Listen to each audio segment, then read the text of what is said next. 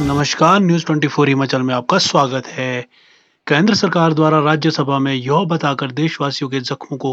कुरेदने का काम किया कि कोरोना महामारी की दूसरी वेव के दौरान ऑक्सीजन की कमी किसी भी व्यक्ति की मौत नहीं हुई। दूसरी वेव के दौरान लगातार मीडिया में खबरें प्रसारित होती रही कि देश के हर कोने में ऑक्सीजन की कमी से मौतें हो रही है और सरकार ने समय रहते कोई उचित कदम नहीं उठाया। पीएम केयर से खरीदे गए ज्यादातर वेंटिलेटर प्रयोग में ही नहीं लाए गए।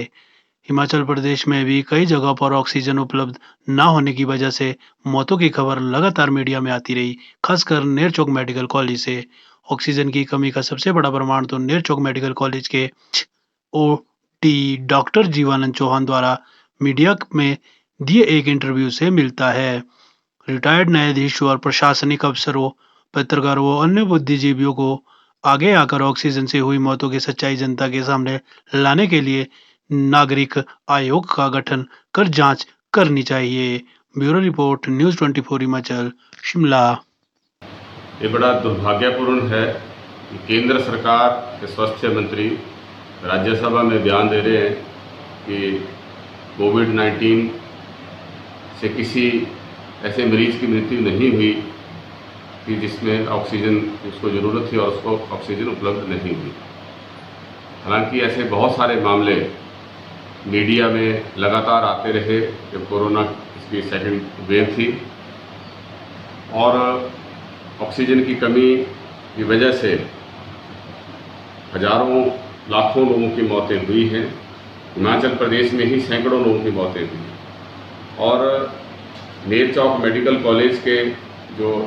एनेस्थीसिया डिपार्टमेंट के एचओडी, उनका बयान भी हमने मीडिया में सुना, देखा, वो वीडियो था और उसमें उन्होंने स्पष्ट तौर पे कहा था कि हमारे पास जितने मरीज हैं उतनी क्षमता का हमारे पास ऑक्सीजन प्लांट नहीं है। हमारी ऑक्सीजन की ज़रूरत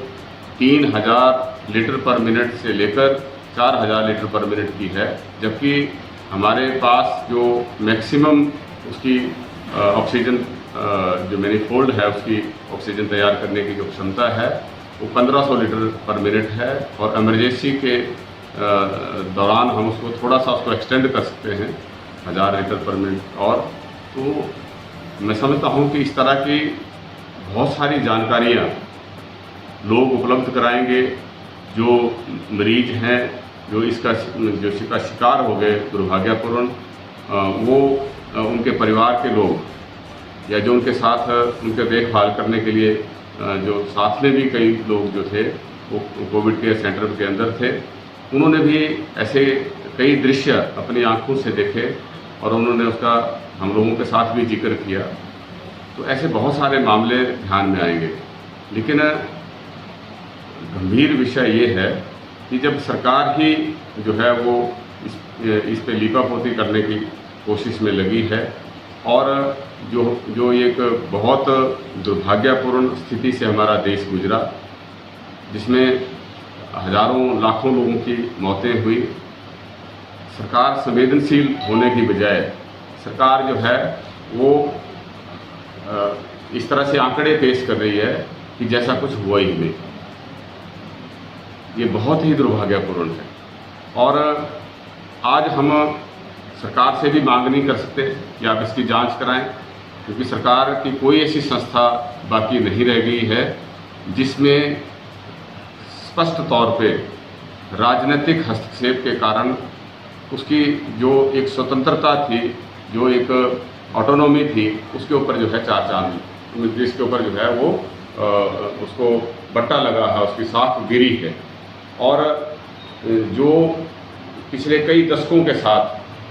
एक बड़ी निष्पक्षता वाला वातावरण बनाकर एक न्याय देने के लिए जो संस्थाएं खड़ी की गई थी, आज वो सारा का सारा जो है वो ढांचा चकनाचूर हो गया है। इसलिए ऐसे समय पे हम जो देश के बुद्धिजीवी हैं उनमें बहुत सारे लोग जो हैं सरकारी संस्थाओं में विभिन्न पदों पे रहते हुए रिटायर हुए हैं। माननीय सर्वोच्च न्यायालय के न्यायाधीश हैं, उच्च न्यायालय के न्यायाधीश हैं, पत्रकार हैं या सीनियर ब्यूरोक्रेट्स जो रिटायर हुए हैं, सीनियर पदों पे थे, या बाकी एकेडमिशियन हैं, बहुत सारे लोग ऐसे हैं, सोशल एक्टिविस्ट हैं जो इस तरह का रोल अदा कर सकते हैं कि जो सच्चाई है उसको उजागर कर सकें। और मुझे लगता है कि इस तरह का कोई स्वतंत्र एजेंसी जो है वो सामने आए, जिस पे लोगों को भरोसा हो कि इससे जो है सच्चाई सामने आएगी और जो दोषी हैं उनके खिलाफ भी कार्रवाई की जाएगी। और आने वाले समय में अगर भगवान ना करे ऐसा इसका कोई थर्ड वेव आए तो उसके लिए हम सही तरीके से इस आपदा का जो है सामना करने के लिए तैयार हों। तो ऐसे समय के अंदर मैं समझता हूँ कि ऐसे बुद्धिजीवियों को सामने आना चाहिए और